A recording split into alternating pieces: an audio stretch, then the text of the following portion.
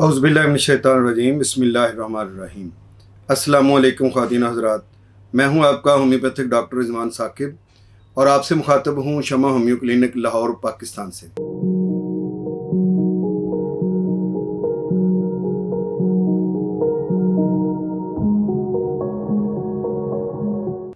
आइए आज बात करते हैं एंजाइना पेक्टोरिस क्या चीज़ है या दिल के दर्द से क्या मुराद है।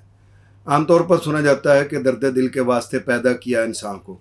ये बिल्कुल ठीक है कि इंसान को दर्द दिल के लिए पैदा किया गया है लेकिन ये दर्द दिल जो है ये 40 साल के बाद बंदे को अक्सर महसूस होता है।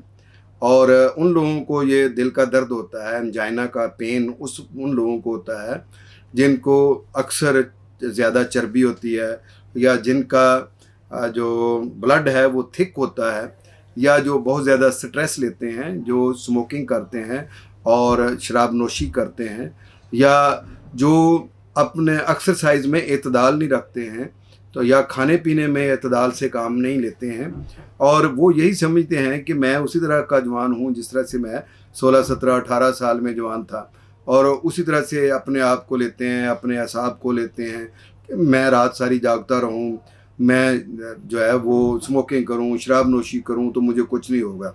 नहीं, अब यह है कि आपकी उम्र ढल रही है तो इस वक्त आपको दिल का दर्द हो सकता है। तो इससे आपको महफूज रहने के लिए सबसे पहली बात तो यह है ठंडा पानी, तेज़ ठंडा पानी जो है, फास्ट फूड और तली हुई चीज़ें और आयली चीज़ें ये कम कर देनी चाहिए। नमक आपको कम खाना चाहिए और हल्की फुल्की एक्सरसाइज को मामूल बनाना चाहिए।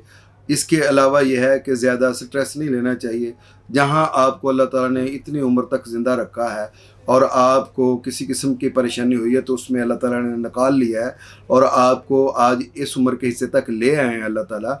तो ये अल्लाह ताला का ख़ास करम और शुक्र और फजल का मुकाम है।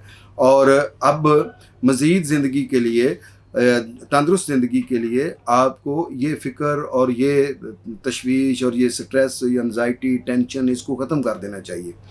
अपने दोस्तों के साथ गपशप लगानी चाहिए और इसके अलावा ज़िंदगी को एंजॉय करना चाहिए और इसके साथ साथ यह है कि परहेज़ों से काम लेना चाहिए।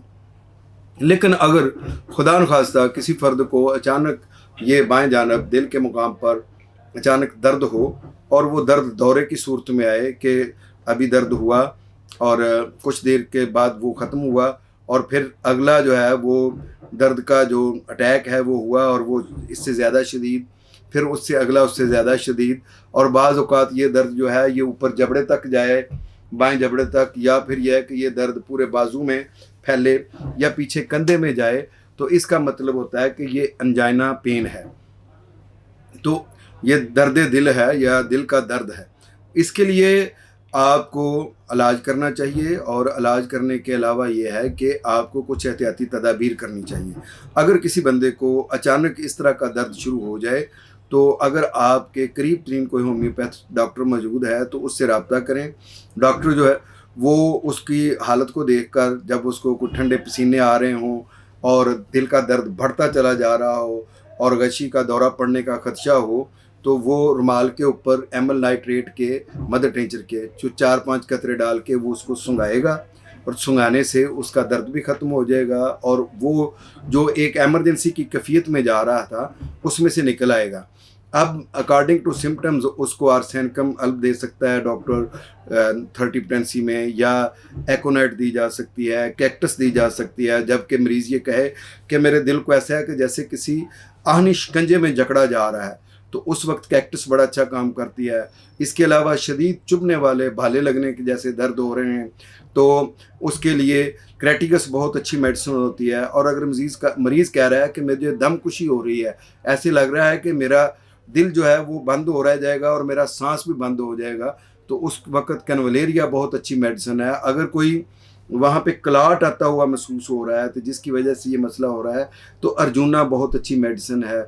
इसके अलावा जिस्म नीला हो रहा है तो इसके लिए लेक्सिस बड़ी अच्छी मेडिसिन है।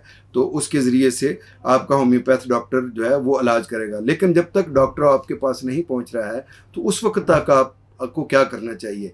पहला काम तो ये करें कि मरीज़ को चित्र लटा दें। बिल्कुल सीधा वो लेट जाए और आराम के साथ किसी आरामदेह जगह पर उसको लिटाएं। और अगर कोई कवर्ड एरिया है तो उसमें से उसको ओपन जगह पर ले जाएं। अगर कमरा है तो कमरे की खिड़कियां दरवाजे खोल दें ताकि खुली हवा का आना जाना हो, और उसके गिर्द एक दायरा बनाकर, हजूम बनाकर खड़े ना हो जाएं कि उसको हवा ही ना मिले कहीं से। और अगर उसके कोई बटन बंद हैं बाजुओं के, गले के, तो उसके ये बटन खोल दें ताकि उसकी जो ब्लड सर्कुलेशन है वो अच्छे तरीके से आ जा सके। और इसके अलावा ये है कि आपको अगर फील हो रहा है कि उसके पाँव ठंडे हो रहे हैं या हाथ ठंडे हो रहे हैं, तो उसके ऊपर आप गर्म पानी की जो बोतलें हैं उनसे टकोर कर सकते हैं।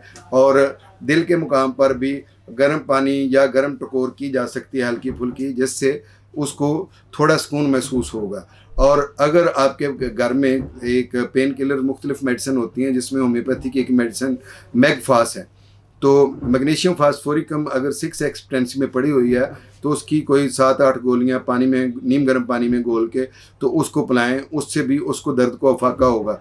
जब तक आपके पास कोई जो मुआलिज है वो पहुंच नहीं जाता, या कोई एमरजेंसी जो इब्तदाई तिब्बी इमदाद वाले आपके पास नहीं आ जाते हैं, तब तक आप ये काम करते रहें। और जब वो आ जाएं तो फिर उनको अपना फ्रीज़ा अंजाम देने दें।